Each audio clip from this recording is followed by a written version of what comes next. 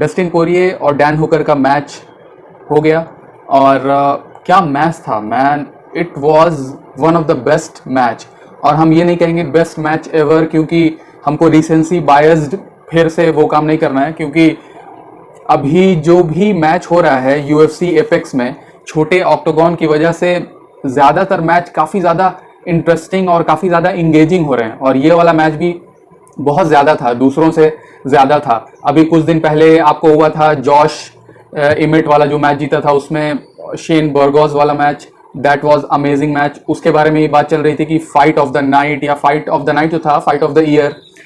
लेकिन इस मैच के बारे में बात करें, डस्टिन पोरिये जीत गया और आप कह सकते हैं कि अगर आप बहुत ज़्यादा ध्यान से देखिएगा इस मैच को तो क्लियरली डस्टिन पोरिये जीता है इस मैच को। लेकिन आप कह सकते हैं कि ये मैच हारने के बाद डैन हुकर का जो स्टॉक है वो गिरा नहीं है, क्योंकि अभी हम रियलाइज कर रहे हैं कि पैंडेमिक की वजह से ज़्यादातर स्पोर्ट्स अभी फुल 100% पे नहीं चल रहा है। और अभी यूएफसी में बहुत ज़्यादा ESPN पे लाइव स्पोर्ट्स चल रहा है, खास करके अभी कुछ दिन पहले ESPN पे आया, तो हमको अभी ध्यान में आ रहा है कि ESPN यूएफसी के लिए काफ़ी बहुत अच्छी डील थी कि एक पैंडेमिक से पहले ESPN के नेटवर्क में आ गया। तो अभी वो कितना ज़्यादा यूनिक जो वॉचर लोग होंगे जो खोज रहे होंगे कुछ स्पोर्ट्स देखने के लिए, और यूएफसी देखा और वो फैन बन गए।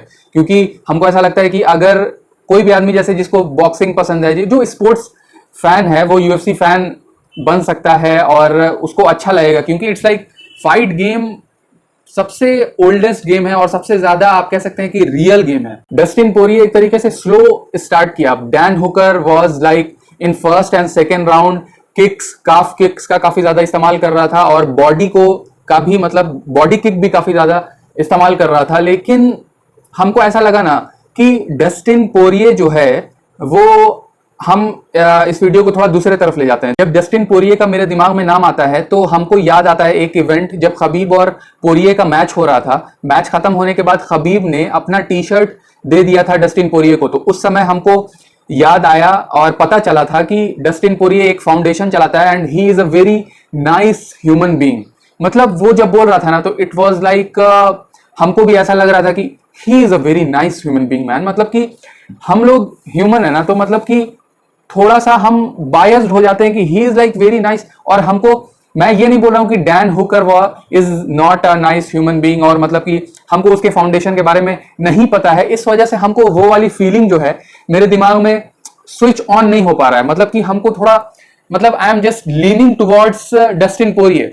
और इस मैच से पहले डस्टिन पोरिये को पहला रिसिपिएंट बनाया गया है फॉरेस्ट ग्रिफिन फाउंडेशन अवार्ड के लिए, और दैट वाज वेरी नाइस। और फर्स्ट और सेकेंड राउंड में कुछ कुछ जगह पर कुछ कुछ मूवमेंट पे ऐसा लगा था कि डस्टिन पोरिये ये वाला मैच हार सकता है, क्योंकि 2-3 बार ऐसा कॉम्बिनेशन डैन हुकर ने इस्तेमाल किया। और जो डस्टिन पोरिये करता है हेड हंटिंग, उसी तरीके से हेड हंटिंग के साथ काफ किक्स और बॉडी किक्स का इस्तेमाल करके डैन पोरिये पहला फर्स्ट राउंड और सेकेंड राउंड काफी ज्यादा क्लोज था, लेकिन जजेस ने दिया फर्स्ट और सेकेंड राउंड डैन हुकर को। लेकिन थर्ड फोर्थ भी काफी ज्यादा क्लोज था, लेकिन डस्टिन पोरिये वही हेड हंटिंग। और मैंने अभी रिसेंट हिस्ट्री में सिर्फ जस्टिन गेची ही को देखा है कि इतना ज्यादा एक्यूरेट और पावर के साथ स्ट्राइक करते हुए, और सिर्फ बहुत ज्यादा मतलब सिर्फ पंचेस का इस्तेमाल करते हुए। जस्टिन गेची तो किक्स का भी इस्तेमाल करता है, डस्टिन पोरिये बहुत कम किक्स का इस्तेमाल करता है, ओनली हेड हंटिंग। और 74% स्ट्राइक उसकी लैंड कर रही थी। It was like blood bath. और फोर्थ राउंड में मतलब गिल्टीन, और आपको डैन हुकर ने 3-4 टेक डाउन भी दिया। इस वजह से बहुत सारे लोग कह रहे हैं कि फोर्थ राउंड डैन हुकर को भी दिया जा सकता है, लेकिन बहुत ज्यादा क्रिस्प थी डस्टिन पोरिये की स्ट्राइक, और हमको ऐसा नहीं लगता है कि फोर्थ राउंड डैन हुकर को देना चाहिए, क्योंकि डैन हुकर आपको ग्राउंड पे ले जाके डस्टिन पोरिये को कुछ डैमेज नहीं कर रहा था। सिर्फ टेक डाउन का आप 1 पॉइंट दे सकते हैं डैन हुकर को, लेकिन उसके बाद से कुछ ग्राउंड एंड पाउंड भी नहीं कर रहा था या आपको सबमिशन भी नहीं कर रहा था। ऐसा लग रहा था कि वो आपको थोड़ा रेस्ट करने के लिए या मतलब थोड़ा टाइम गुजारने के लिए, क्योंकि फोर्थ राउंड से अगर आप गौर से देखिएगा तो आपको लगने लगा होगा कि डस्टिन पोरिये फोर्थ और फिफ्थ राउंड में ज्यादा फ्रेश था और डैन हुकर थोड़ा ज्यादा आपको फ्रेशनेस उसके पंचेज में या उसके स्ट्राइक में या उसके टेक डाउन में आपको नहीं नजर आ रही थी। और 5th राउंड में डस्टिन पोरिये ने कोशिश की डैन हुकर को ग्राउंड पे ले जाने के लिए, तो थोड़ा सा भी उसको तकलीफ नहीं हुई। ही वॉज 5th राउंड में तो काफी ज्यादा वो फ्रेश था।